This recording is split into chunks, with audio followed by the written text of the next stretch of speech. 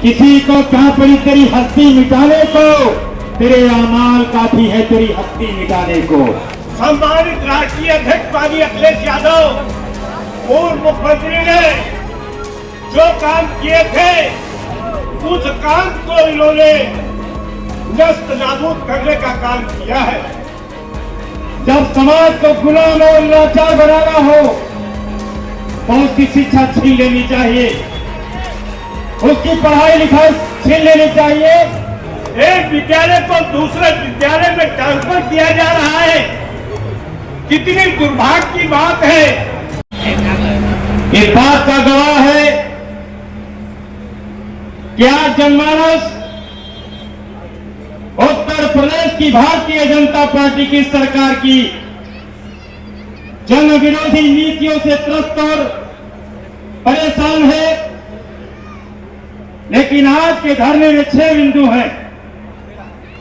तमाम हमारे वक्ताओं ने उन सारे बिंदुओं पर अपनी बात कही है, लेकिन मैं केवल एक बिंदु पर अपनी बात आपके सामने रखना चाहूंगा। बाकी के मुद्दों पर हमारे पहले के वक्ताओं ने और आने वाले हमारे वक्ता भी पूरी बात को आपके सामने रखेंगे। साथियों और मित्रों, भारतीय संविधान के प्रधान शिल्पी बाबा साहब डॉक्टर अंबेडकर ने कहा था, जब समाज को गुलाम और लाचार बनाना हो तो उसकी शिक्षा छीन लेनी चाहिए, उसकी पढ़ाई लिखाई छीन लेनी चाहिए।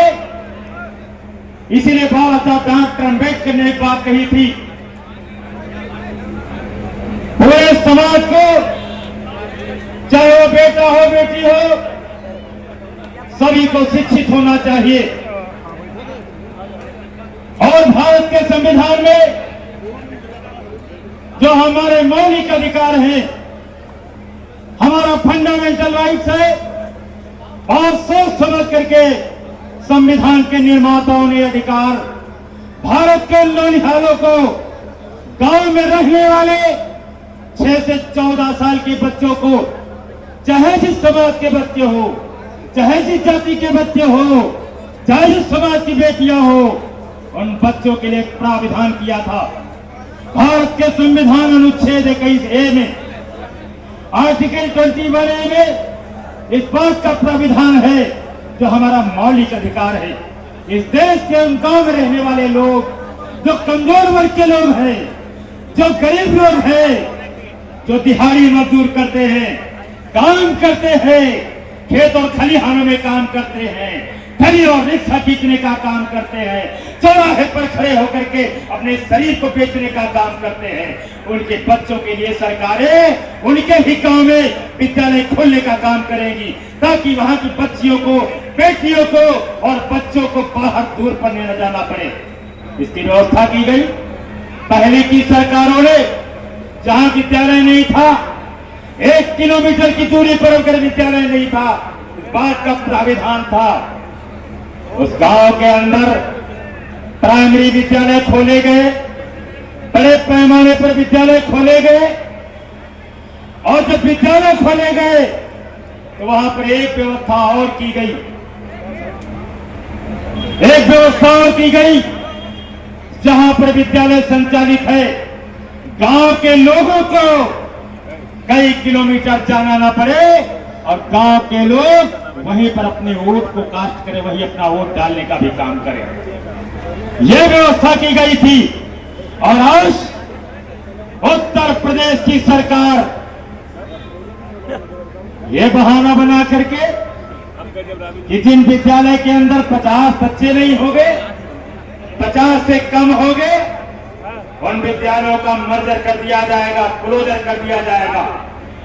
और 3 किलोमीटर, 2 किलोमीटर, 4 किलोमीटर नाला नदी पार करके 5-6 साल के बच्चे और बच्चियां झाड़ी और खाइयों को पार करते हुए दूसरे विद्यालय में पढ़ने जाएंगे।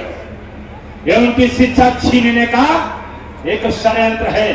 आपके वोट को भी छीनने का एक षड्यंत्र है। विद्यालय बंद हो जाएगा तो आपको और भी दूसरे जगह डालने जाना पड़ेगा। ये दूसरा वोट पर डकैती होगी। पहला तो आपकी शिक्षा पे डकैती है। आपको गुलाम और लाचार बनाना होगा। गुलाम लाचार बना करके आप नहीं जानेंगे क्या कानून है, क्या हमारे अधिकार है, कौन से हमारे अधिकार है। उत्तर प्रदेश के अंदर जब मैं उस सरकार में भी रहा हूं, अभी आज मैं दूसरे दल में हूं, आज मैं समाजवादी पार्टी में हूं।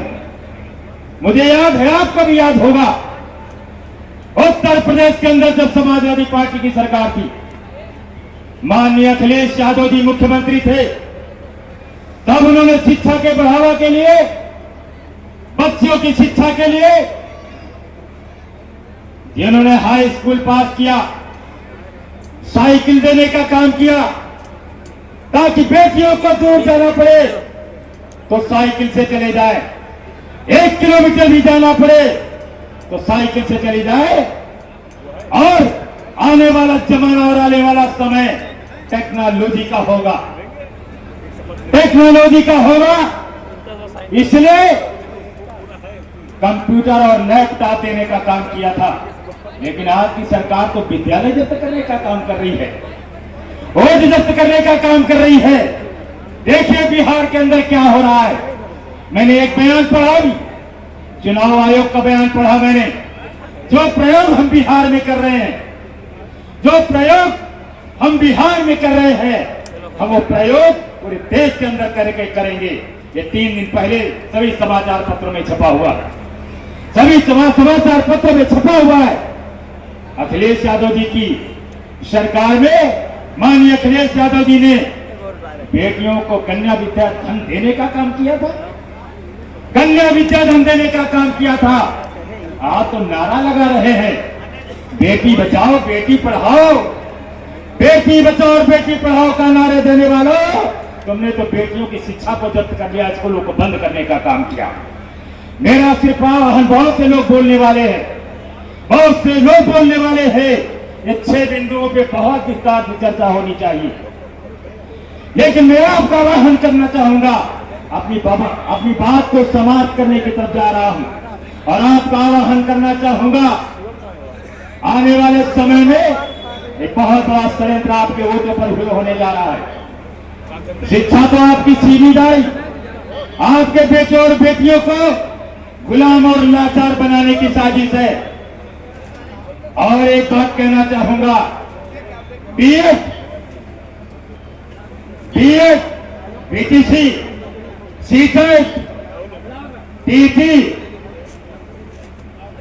इतनी महंगाई, इतना कंपटीशन, ये पास करेंगे बेटे और बेटियां।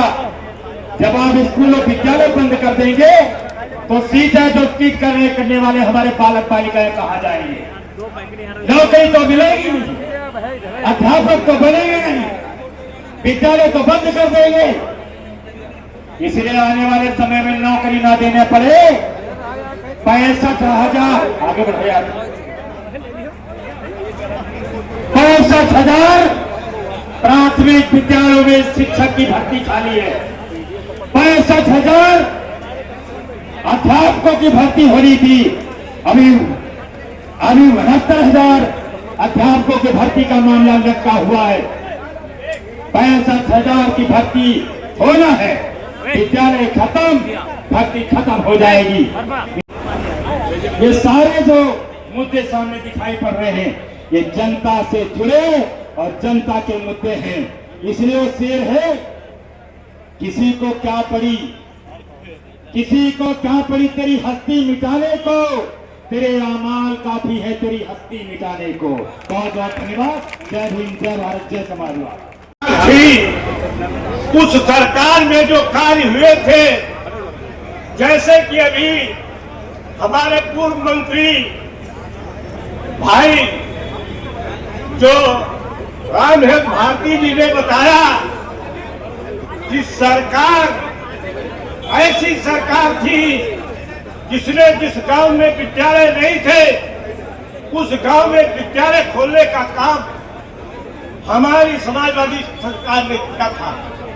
जो कार्य समाजवादी पार्टी के सम्मानित राष्ट्रीय अध्यक्ष माननीय अखिलेश यादव पूर्व मुख्यमंत्री ने जो काम किए थे उस काम को इन्होंने नष्ट नाबूद करने का काम किया है।